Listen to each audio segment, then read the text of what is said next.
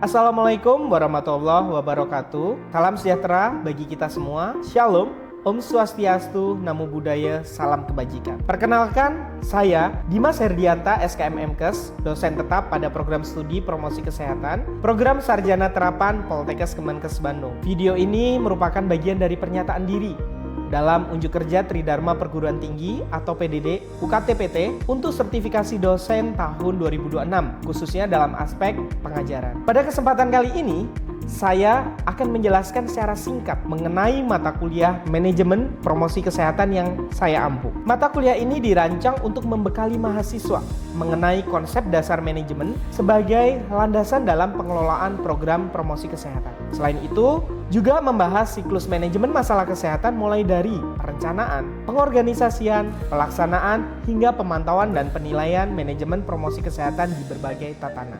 Mata kuliah ini memiliki 2 CPL. CPL pertama yaitu lulusan mampu menguasai konsep teoritis manajemen program promosi kesehatan. Kedua, lulusan mampu mengaplikasikan manajemen program promosi kesehatan. Selain memiliki CPL, mata kuliah ini juga memiliki CPMK yang terdiri dari CPMK pertama, mahasiswa mampu memahami konsep dasar manajemen. CPMK kedua, mahasiswa mampu memahami siklus manajemen masalah kesehatan.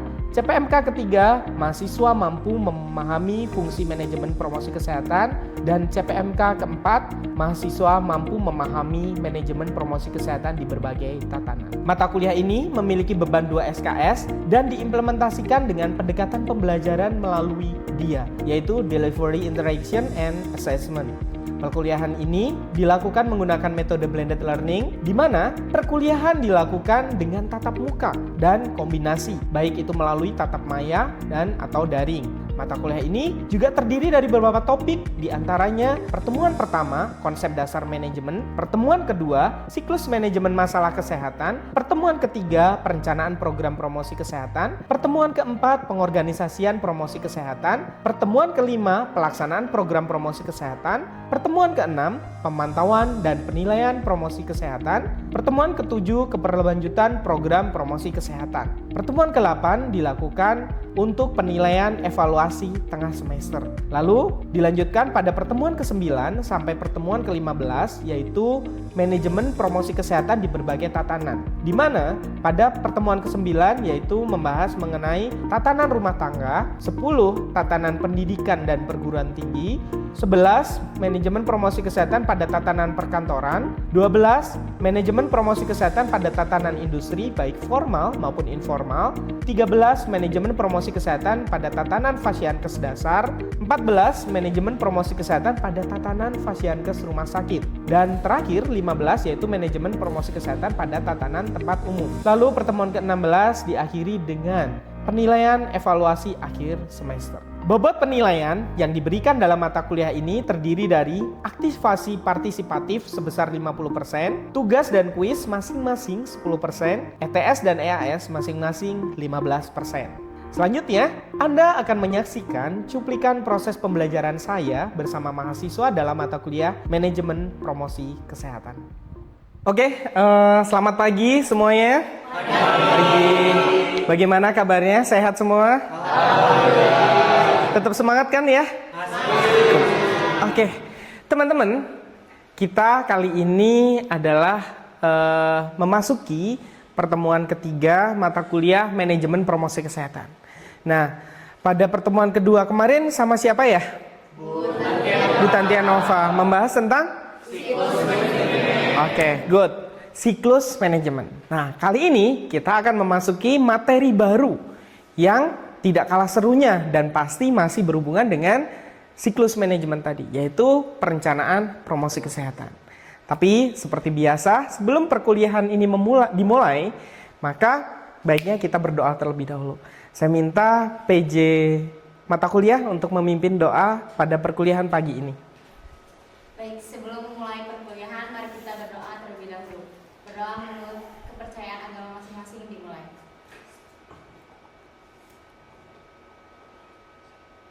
Berdoa selesai. Oke, terima kasih. Teman-teman, sudah siap menerima materi baru hari ini? Siap. Terima kasih atas kesediaannya. Sebelum memulai, seperti biasa, saya tidak langsung memasuki materi hari ini. Tapi saya akan mencoba mengingat kembali materi yang sebelumnya telah dibahas. Tadi dikatakan bahwa pertemuannya sebelumnya adalah siklus manajemen. Kira-kira nih, yang teman-teman dapatkan pada pertemuan sebelumnya tentang siklus manajemen itu apa? Ada yang bersedia? Oke, boleh, silahkan. Baik Pak, perkenalkan nama saya Muhammad Syadal Ghifari. Izin untuk menjawab. Jadi di pertemuan kedua kemarin bersama dengan Bu Tia, kita mendapatkan materi tentang siklus manajemen masalah kesehatan. Nah, jadi pada materi tersebut itu ada planning, organizing, actuating, dan controlling.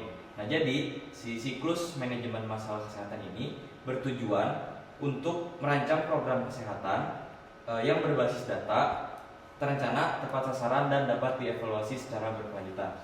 Terima kasih Pak. Oke, good. Tepuk tangan teman-teman. Oke, berarti teman-teman di sini masih mengingat apa yang telah didapatkan seminggu yang lalu. Nah, betul yang dikatakan temannya tadi bahwa proses perencanaan dalam manajemen promosi kesehatan itu ada yang namanya fungsi manajemen. Kita belum membahas perencanaan ya, membahas fungsi manajemen terlebih dahulu. Di mana fungsi manajemen itu nanti ada planning atau perencanaan, ada organizing, ada actuating, dan ada controlling. Seperti yang dijelaskan oleh teman kita tadi, Syahdan. Nah, tapi pertemuan kita hari ini kita lebih membahas tentang planning atau perencanaan. Kira-kira ada yang bisa memberikan insight apa sih kira-kira perencanaan itu? Boleh, Salma. Baik Bos, sebelumnya saya Salma Deprianti. Nah, izin menjawab, perencanaan atau planning ini adalah sebuah proses awal yang mana akan menentukan sasaran, tujuan, ataupun strategi lainnya. Nah, melalui perencanaan ini, kita sebagai tenaga promosi kesehatan akan menentukan prioritas masalah kesehatan yang akan didahulukan. Nah, menurut saya juga untuk perencanaan ini tuh bukan hanya untuk menentukan masalah kesehatan saja atau memprioritaskan satu masalah kesehatan, tapi juga untuk mengantisipasi kendala yang akan terjadi saat pelaksanaan. Oke, terima kasih. Tepuk tangan buat Salma. Teman-teman, apa yang dikatakan Salma tadi sudah tepat, bahwa perencanaan itu kita tidak hanya membahas tentang prioritas masalah, tapi juga menetapkan tujuan, sasaran, metode. Selain itu, kita juga membahas tentang kemungkinan-kemungkinan yang terjadi supaya kita mudah untuk mengantisipasi di kemudian hari. Nah, kita pelajari hari ini lebih lengkapnya kita membahas tentang pendahuluan, definisi, tujuan, manfaat, prinsip, tahapan, keberhasilan, dan kesimpulan. Di sini, perencanaan ini juga merupakan fungsi pertama dalam manajemen atau proses manajemen, yaitu sering disebut dengan planning. Nah, kenapa disebut dengan fungsi pertama dalam manajemen? Karena perencanaan ini menentukan arah seluruh kegiatan organisasi. Di mana ketika ada kegagalan dalam tahap perencanaan, itu akan berdampak pada ketidaktepatan sasaran, pemborosan sumber daya, serta rendahnya efektivitas program. Jadi kalau perencanaannya sudah nggak benar, artinya programnya, kegiatannya juga tidak akan pernah optimal seperti itu. Nah, dalam konteks promosi kesehatan, perencanaan dilakukan secara sistematis. Langkahnya sangat banyak. Maka dari itu perlu urutan-urutan atau perlu tahapan-tahapan dalam perencanaan, di mana nantinya ada identifikasi masalah, ada analisis kebutuhan, penetapan prioritas, penyusunan tujuan, pemilihan strategi, serta penyusunan rencana, implementasi, dan evaluasi. Jadi di sini, teman-teman semua, evaluasi itu tetap direncanakan. Bukan berarti evaluasi di akhir, maka kita lakukan di akhir. Justru evaluasi itu harus direncanakan di awal. Itu poinnya. Nah, sekarang secara definisi, bahwa perencanaan ini juga merupakan proses sistematis yang menentukan apa? Menentukan kegiatan itu apa yang akan kita lakukan, mengapa dilakukan, siapa nanti yang akan melaksanakannya, kapan, di mana, bagaimana, serta sumber daya apa saja yang kita perlukan dalam pelaksanaan program maupun kegiatan nantinya. Ini kita bahas dalam proses perencanaan itu sendiri. Dan secara definisi pun, perencanaan promosi kesehatan ini juga dapat dikatakan sebagai proses penyusunan program promosi kesehatan secara sistematis berdasarkan hasil analisis situasi dan kebutuhan masyarakat untuk mencapai tujuan perilaku kesehatan secara efektif dan efisien. Jadi kita nggak hanya mandatori saja, kita nggak hanya melaksanakan kegiatan, tapi kita perlu melaksanakan kegiatan yang efektif dan efisien. Nah, kira-kira nih sekarang kalau kita belajar soal perencanaan, ngapain sih kita mempelajari perencanaan program promosi kesehatan? Kita bisa lihat dari tujuannya nanti, bahwa dalam tujuan promosi kesehatan itu ada beberapa poin diantaranya. Ini menjadi refleksi bagi kita, kenapa kita perlu mempelajari tujuan dari perencanaan promosi kesehatan. Kita lihat terlebih dahulu, bahwa dalam perencanaan program promosi kesehatan bertujuan untuk menentukan arah program ini nanti kemana, lalu menjamin program sesuai kebutuhan masyarakat, mengoptimalkan penggunaan sumber daya, mengurangi ketidakpastian pelaksanaan, mempermudah koordinasi antar pelaksana, serta menjadi dasar monitoring dan evaluasi nantinya. Kira-kira supaya teman-teman memahami secara utuh, dari teman-teman sendiri ada yang memberikan insight atau memberikan penjelasan ke teman-temannya terhadap poin-poin ini. Oke, silahkan. Baik, terima kasih Bapak atas kesempatannya. Sebelumnya perkenalkan, nama saya Saldi dari PPT yang saya lihat dengan tujuan perencanaan dari nomor 1 sampai nomor 6 itu sangat berkesinambungan dan sangat kompleks. Namun kalau konteksnya tentang tujuan perencanaan, dilihat dari menentukan arah program, kita sebagai tenaga promosi kesehatan juga menjadi dasar untuk merencanakan program itu dilanjut menjamin program sesuai kebutuhan masyarakat. Jadi tidak ada pemborosan dan efisien. Terima kasih Saldi, tepuk tangan teman-teman. Betul ya, apa yang dikatakan teman kalian tadi Saldi, bahwa tujuan dari perencanaan promosi kesehatan ini pertama yaitu menentukan arah. Supaya apa? Supaya kita itu terarah, tidak kemana-mana, fokus pada tujuan atau fokus pada kegiatan.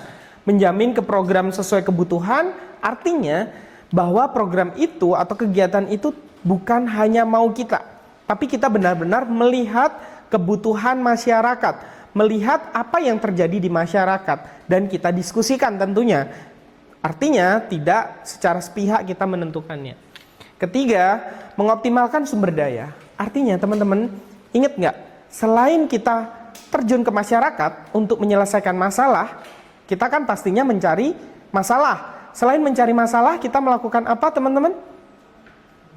Ya, apa? Mencari apa, Salma? Pretest, post-test. Boleh, ada yang mau nambahkan? Mencari potensi, betul. Ya, jadi selain kita mencari masalah, kita juga mencari sebuah potensi. Artinya di sini kita mengoptimalkan penggunaan sumber daya. Jadi ketika ada sumber daya yang bisa dioptimalkan, kita optimalkan di situ. Nah, mengurangi ketidakpastian pelaksanaan. Artinya ini berkesinambungan dengan menentukan arah program. Ketika kita melakukan perencanaan, artinya segala sesuatu kegiatan kita itu mempunyai tahapan yang jelas. Jadi kita menghindari ketidakpastian dan mempermudah koordinasi. Tadi seperti yang disampaikan oleh Syadan ya, bahwa ada proses organizing, bahwa setiap orang memiliki tugas pokok dan fungsinya.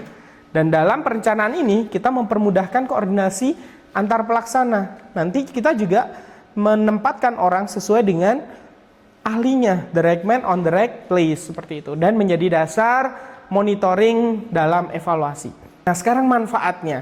Teman-teman sudah melakukan refleksi bahwa kenapa sih saya, teman-teman juga harus mempelajari atau mempunyai tujuan untuk mempelajari perencanaan promosi kesehatan. Sekarang kita lihat manfaatnya. Manfaatnya itu banyak sekali teman-teman. Nggak hanya untuk kita, untuk teman-teman, tapi untuk semuanya, untuk masyarakat nantinya. Bahwa dalam perencanaan promosi kesehatan itu pastinya kita menentukan prioritas masalah. Bahwa banyaknya masalah yang kita temukan itu tidak selalu harus kita selesaikan saat itu juga tidak bisa kita selesaikan secara bersama-sama, maka perlu ditetapkan prioritasnya. Yang kedua, menghindari pemborosan anggaran. Artinya di sini pemborosan anggaran itu kita sudah optimalkan sumber daya yang ada tadi. Kalau bisa ditekan, ya silahkan ditekan. Kalau bisa didapatkan dari sumber lain, kita optimalkan. Yang penting tujuannya adalah hasil yang optimal. Yang ketiga adalah mempermudah pembagian tugas. Di sini ini manfaat dari adanya organizing tadi. Ketika ada perencanaan, maka tugas itu akan mudah untuk dibagi dan dilaksanakan. Meminimalkan risiko kegagalan program seperti yang dikatakan Salma, bahwa dalam perencanaan itu kita bisa mengantisipasi kegagalan-kegagalan yang akan terjadi ke depannya, sehingga kita sudah menyiapkan berbagai alternatif pemecahan masalahnya. Nah, kelima, menjadi pedoman pelaksanaan kegiatan. Jadi kita itu dalam pelaksanaan kegiatan itu tidak asal jalan, ada pedomannya. Ya pedomannya ya apa? Ya perencanaan tadi yang teman-teman sudah rencanakan. Dan yang terakhir adalah mempermudah evaluasi keberhasilan program. Artinya teman-teman sudah merencanakan apa yang akan dievaluasi, itu menjadi pedoman di akhir nanti. Nah, teman-teman, dalam merencanakan atau membuat perencanaan program promosi kesehatan, itu tidak asal melakukan perencanaan, tapi kita perlu menerapkan sebuah prinsip, di mana prinsip ini harus kita lakukan supaya perencanaan yang kita lakukan nanti dapat berjalan dengan lancar. Prinsipnya kita tengok. Ada berbasis data, evidence base, ada berorientasi kebutuhan masyarakat, partisipatif, efektif dan efisien, fleksibel, serta berkelanjutan.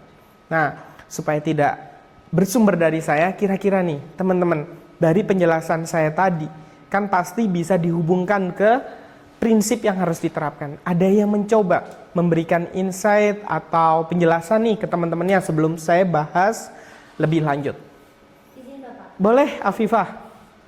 Baik Bapak, terima kasih kesempatannya. Izin memperkenalkan diri, nama saya Afifah Zakira Salika.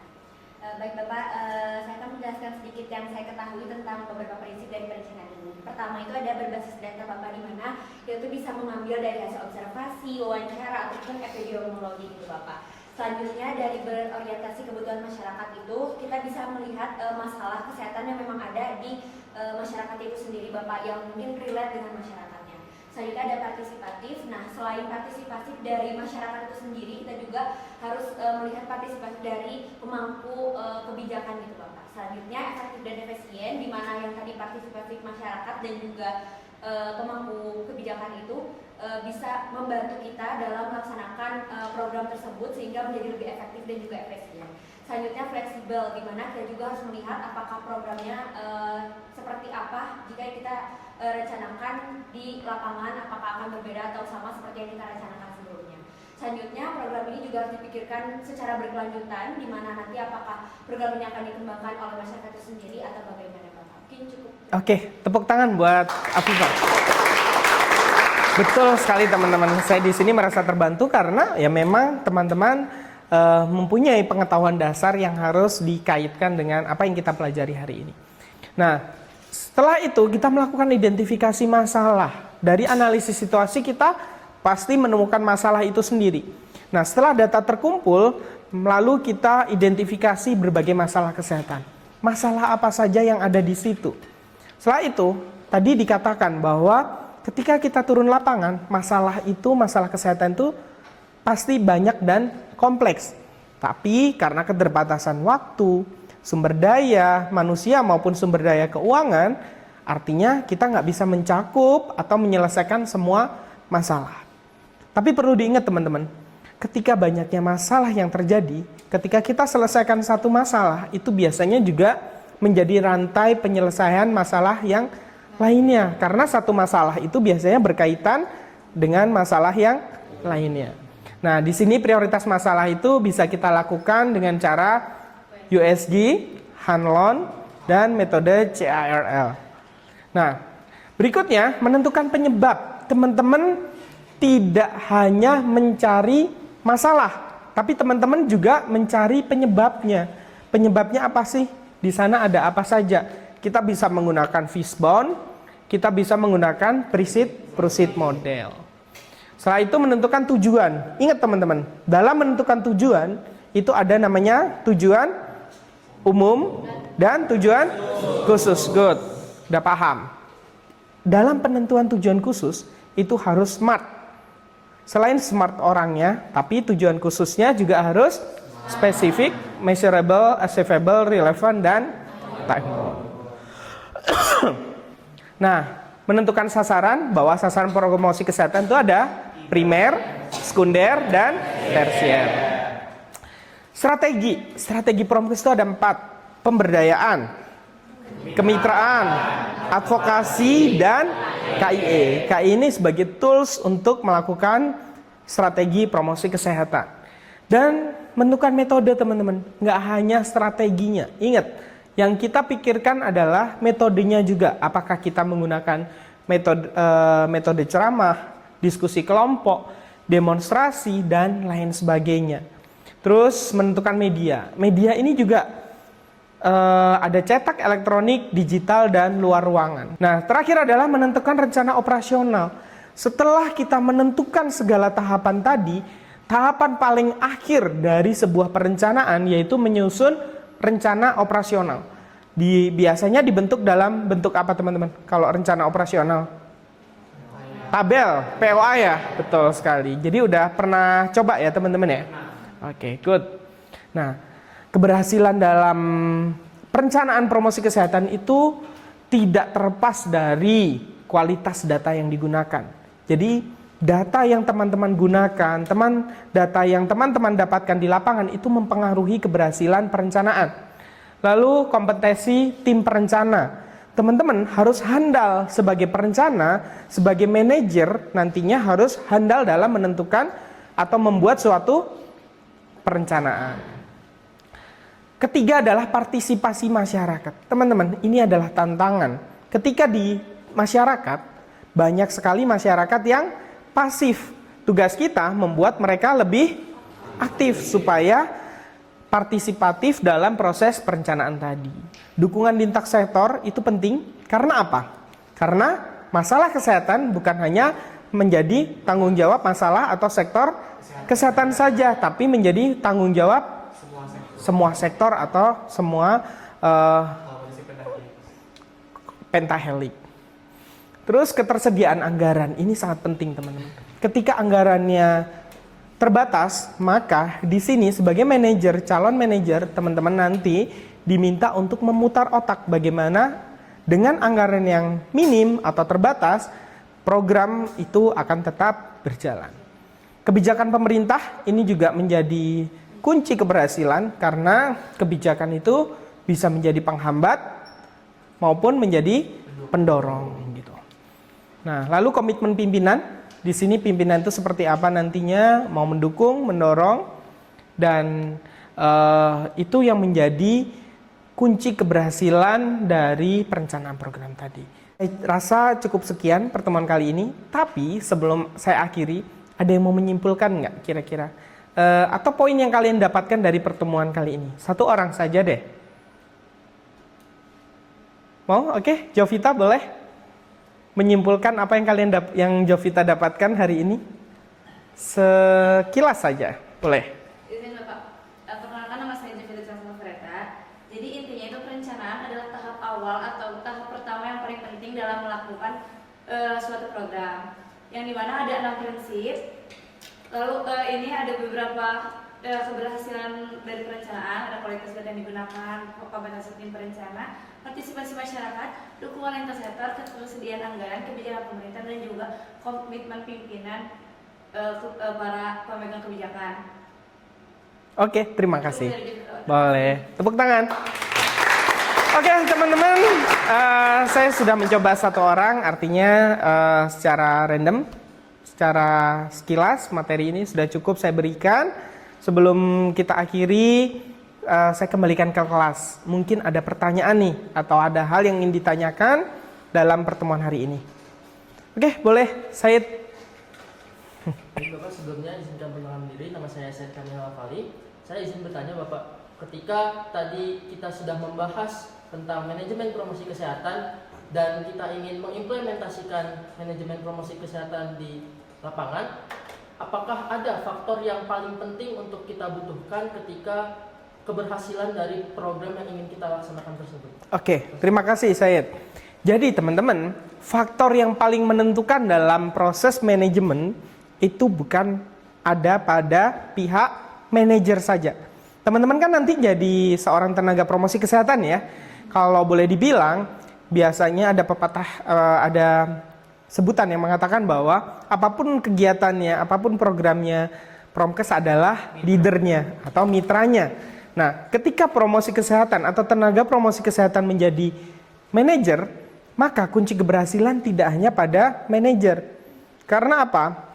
Letak keberhasilan dari manajemen itu ada pada setiap level, yaitu top management, middle management, dan lower management. Artinya, nggak hanya manajer, tapi juga sub bagian maupun staff. Nggak usah jauh-jauh, teman-teman di sini sebagai individu, teman-teman menjadi perencana bagi dirinya sendiri. Artinya keberhasilan perencanaan atau manajemen itu ada pada setiap level. Jadi perlu kolaborasi dalam setiap bagian. Gitu ya? Udah dimengerti? Boleh, terima kasih. Oke teman-teman, saya rasa cukup sekian pertemuan kali ini. Seperti biasa, sebelum mengakhiri kegiatan perkuliahan, saya juga memberikan rekomendasi buku. Rekomendasi buku ini yang bisa dipelajari teman-teman ada health promotion planning, ada promotion program, lalu perencanaan promosi kesehatan, manajemen kesehatan, dan manajemen program kesehatan. Dan referensi lainnya. Nanti saya juga akan bawa buku 3 buku. Penulisnya salah satunya saya juga. Nanti saya akan membagikan kepada teman-teman yang beruntung. Nah, seperti biasa, saya juga merekomendasikan ada beberapa hasil riset saya tentang manajemen ya. Di sini ada implementasi sistem manajemen rumah sakit. Lalu ada tentang perencanaan, implementasi, dan evaluasi tentang SMK 3. Lalu ada pengembangan media. Di sini saya mengembangkan media tentang pencegahan stunting. Jadi menentukan siapa sasarannya, media apa yang saya buat. Dan teman-teman nggak hanya belajar dari apa yang saya rekomendasikan. Teman-teman juga bisa mencari sumber lainnya. Nah, sekarang saatnya kuis. Silahkan buka HP-nya masing-masing. Rosa. Oke. Teman-teman, seperti yang saya janjikan tadi bahwa dalam kuis ini saya akan memberikan hadiah. Ini adalah ada 3 buku karya saya sendiri di mana masih berkaitan dengan manajemen program promosi kesehatan. Ada pengembangan strategi Promkes, artinya dalam manajemen program kita perlu strategi. Lalu ada pengembangan media. Dalam manajemen kita juga harus membuat media sesuai dengan karakteristik. Dan yang terakhir adalah kesehatan masyarakat perkotaan. Artinya setiap tempat itu memiliki karakteristik yang berbeda-beda. Artinya menentukan langkah apa yang akan kita tentukan. Nomor 1 Rozan, saya beri pengembangan strategi. Terus pengembangan media nomor 2 Kak Koiruna. Dan terakhir Alifa tentang kesehatan perkotaan. Oke teman-teman, terima kasih semua. Tepuk tangan sekali lagi buat kita semua. Teman-teman jangan lupa melakukan presensi ya. Presensi di LMS-nya masing-masing. Silakan dibuka LMS-nya teman-teman.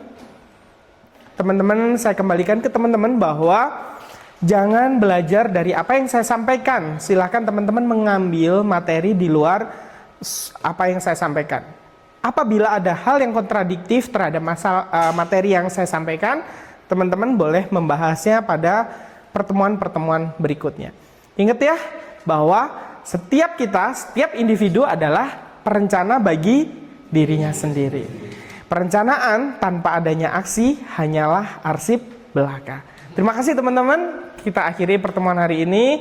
Selamat pagi dan selamat beraktivitas.